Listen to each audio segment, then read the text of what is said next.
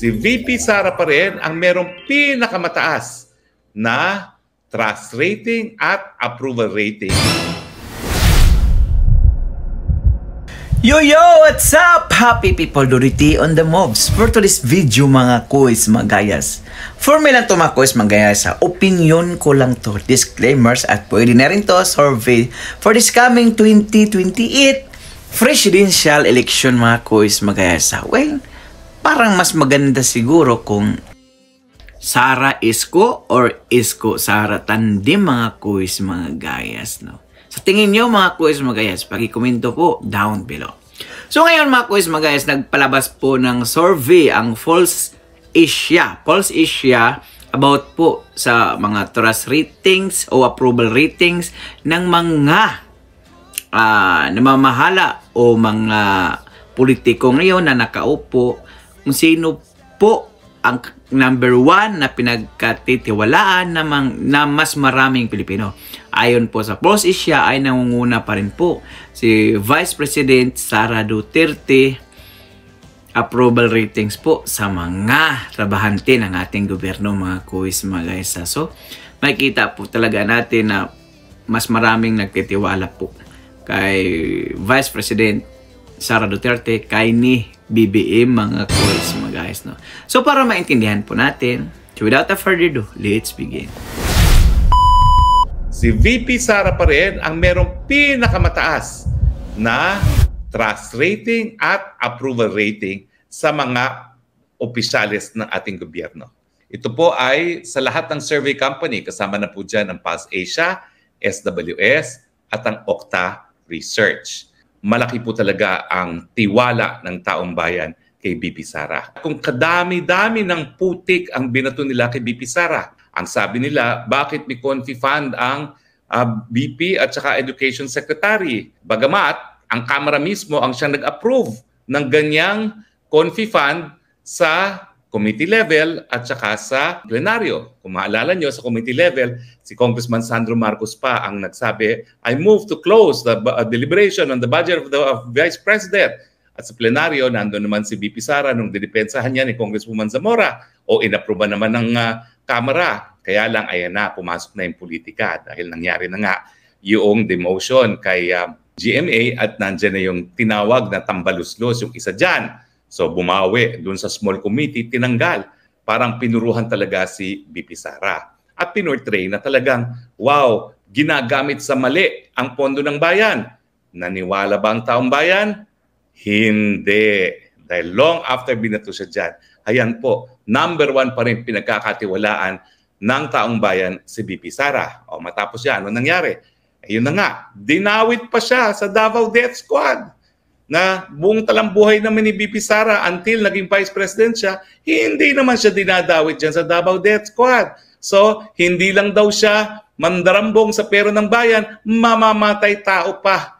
Sus Mariosip naman, no? Do not judge a book by its cover, but sometimes the cover speaks for itself. Yan, mukha ba naman niyang Inday Sara? Mukha ba naman yan magpapatay ng tao, no? Mandarambong daw, mamamatay tao daw, and yet, pinagkakatiwalaan pa rin. You really cannot put down a good woman. Talaga namang sa mulat mula, alam ng taong bayan, mabuting tao si VP Sara. Bakit? Well, unang-una, mahal na mahal niya yung nanay niya. At naging dahilan kung bakit medyo hindi naging mabuti yung samahan nila ng sarili niyang ama na si Presidente.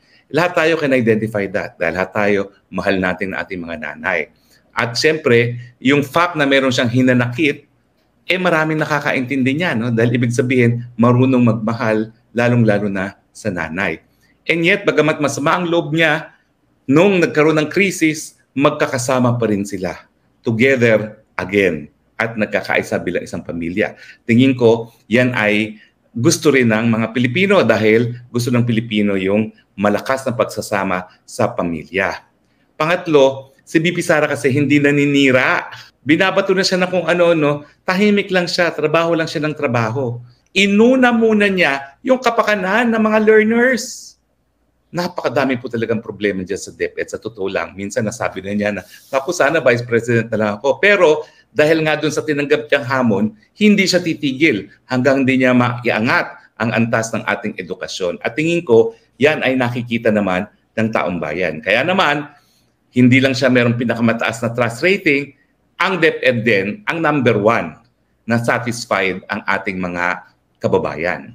Well, oo, mababa yung nakuha nating test sa PISAT, pero matagal na naman tayong mababa, at maski mababa, umangat naman ng bahagya.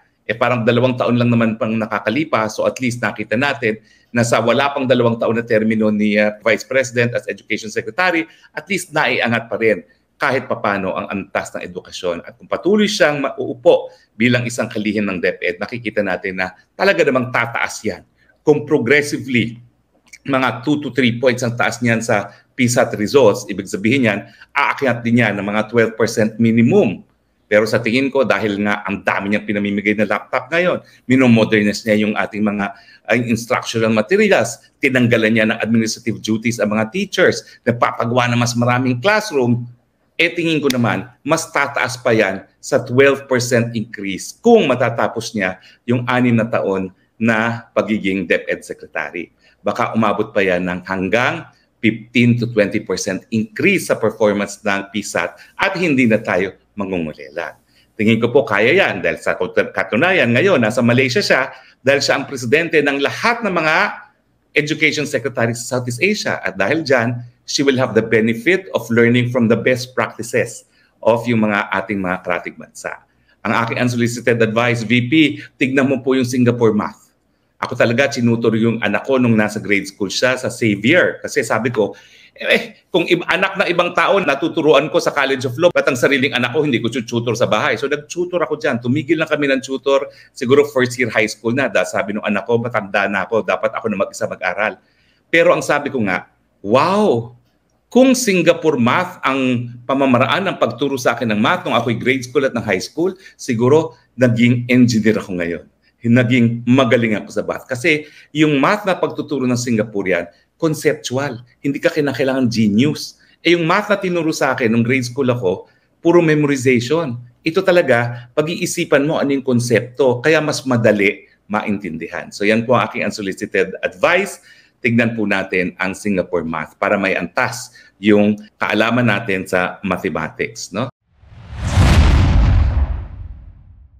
So ayun nga mga quiz mga guys, no? Talagang nauna po ang ating Vice President na si Sara Duterte mga quiz mga guys, no?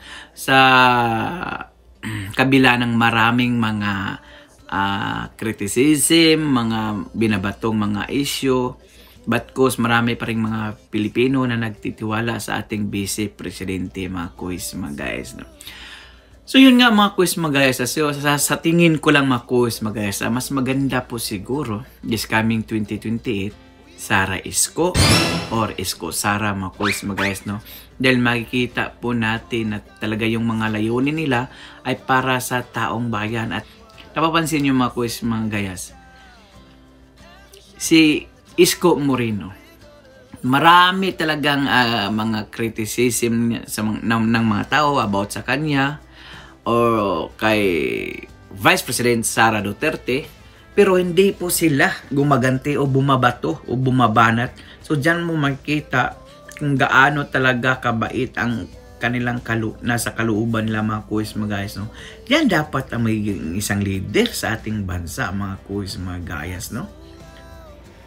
Yung bang walang ibang iniisip kundi yung kapakanan ng mas maraming Pilipino o constituent ng Pilipinas mga quiz mga guys, no? Di yung pag binanatan ka, babanat ka rin, di anong nangyari? O magkakagulo talaga.